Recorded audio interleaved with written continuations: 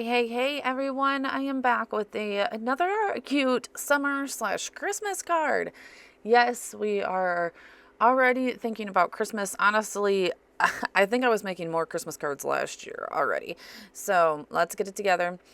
All right. Oh, we got a new tray for all of our cube inks and I'm loving it. I love being able to see all the colors there. So that is amazing. And I'll put the link below to this. It's just on Amazon.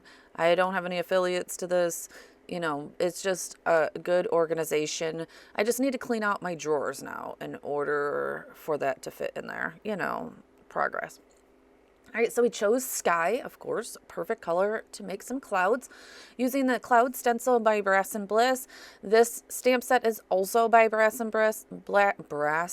There we go. I think I picked up something black on my brush. I was like, ugh. And there it was on my ink pad, but we're not going to let that affect us. We don't need perfection, okay? We don't need perfection. So we're just going to continually move this stencil around to find different little coves of this stencil. And that's pretty much what you do with all cloud stencils. They usually all have about 3 to 4 different ones all the way around it. And just keep on moving it around. Clouds aren't perfect, so clouds are all different. So move that around. And really, I'm just doing a very light brush over these to get that cloud effect. And we're just making a really simple card using partial die cutting.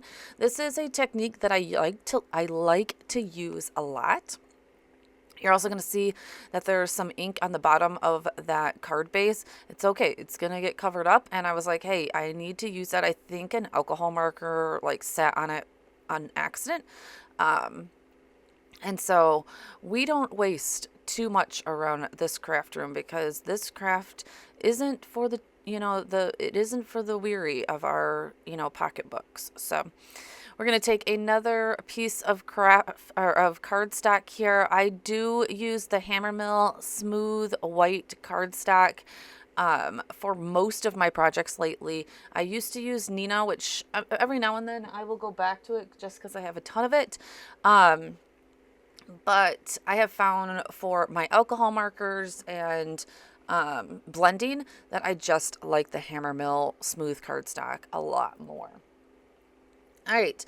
So you've seen that I put the little scuba Santa, I think he's so adorable, guys, up there with his little margarita, and then lined up Gone to the Beach with Santa. I think about this card for like, this is Santa like December 26th. He is on the beach. He's sipping his margaritas, and I love this guy. So, and I have a few people that are in warmer climates to send this to when Christmas comes along. We are stamping with our Honey Bee Intense Black ink, which I finally seen the re-inker is back at Simon Says Stamps, so I need to go grab that and my VersaFine black ink, because I have been addressing a ton of envelopes and using that ink for my son's graduation announcements. So, and I use that ink already a ton, so probably needs to be a little bit re-inked. So we're going to go in now with our Ohulu markers. I use the Honolulu Bee ones for the brush tip. And color in the Santa, this color combination is going to be your R8, R180, and R2. Hold on, I think it's going to come up here. Oh, of course I don't put it on the screen. 260, I believe. I will put it... Oh, and I'm just out of focus. I will put it up here on the screen or in the description below for you for that. I think it's R260. That is my Christmas red combination. I love it. So next we're going to go in with CG208, Roman numeral 208. I don't know how you guys want to, say that one. And then I believe that it was also CG207 that I didn't put up here. I am trying so much better with my caps, guys. I'm trying. And then I put them up there and then don't even get them in the frame because I've zoomed in too much.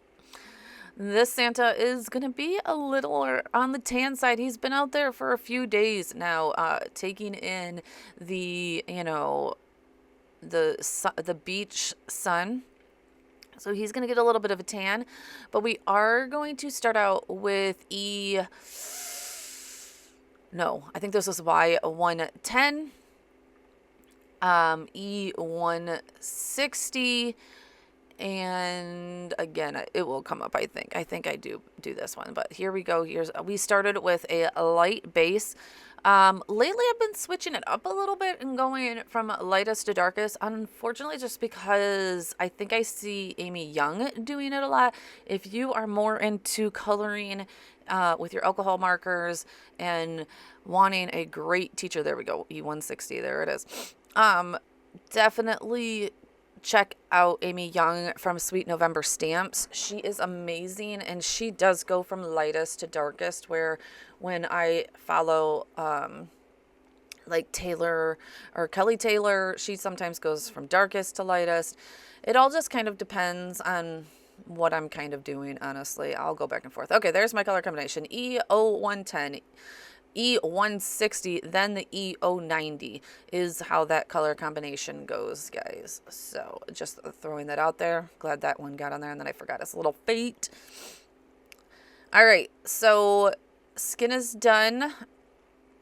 The white definitely needs a little bit of shadows to make that pop just a little bit. I am just using, I think this one was CG020, because that's usually the one that I use for my my gray in my beards and whites and all that kind of stuff, and then blending it out with the colorless blender because I don't have a gray that's even lighter. Again, if you followed me in this coloring journey, you know that obviously I chose the Ohulu markers based on my budget. Unfortunately, I just cannot invest the money into the Copics, but that would probably be one of my largest downfalls to Ohulus, is they don't have like the 000 and quadruple zeros or anything light like that.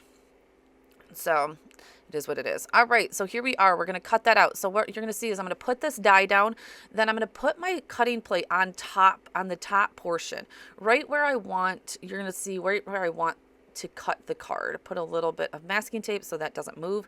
So my die is only going to cut where that cutting plate is. You're going to see it's going to come back out, and only the top cut because the cutting plate was not over the bottom portion. Don't worry about that part if it cuts your, or if it rips your paper up there. We're going to cut that part off anyways. We're going to search for our ruler that we can never find, literally. Use our ruler, and honestly, I didn't go as low as I should have went with that die. I probably should have thrown it back in one more time, but it's okay. You're going to see me struggle a little bit. We're going to use our craft knife to cut all the way across that card. It just like up under his armpit didn't cut. You're going to see me struggle a little bit to connect, but you could have just thrown that back in or went a little bit higher. And then cut out this bottom portion. Like I said, struggled a little bit there, but that was really my fault. I didn't line this up quite correctly. I was being a little lazy, I guess, and then it made for more work. You know, sometimes when being lazy, it makes me have more work in the end, guys. I don't know. I don't know why I do that sometimes. And then my knife started to come apart. All right, so there we go. We've cut that out perfectly. Now we're going to search for our cloud base, which was underneath that. And look at that, put him on top, and he has a perfectly cloud backdrop to him. And this is such an easy card to put together. Honestly, this could be mass produced if you live in a more tropical climate during the summer, like my Australian friends and whatnot. Then I put that base over the other one, and it covers up that red spot, even though it didn't want to line up perfectly. And there we are, a perfectly great card. I love the simplicity of it, and I love this one. All right, guys, thank you. I will see you in the next one, and don't forget to check out the links to Press and Bliss below. Talk to you soon.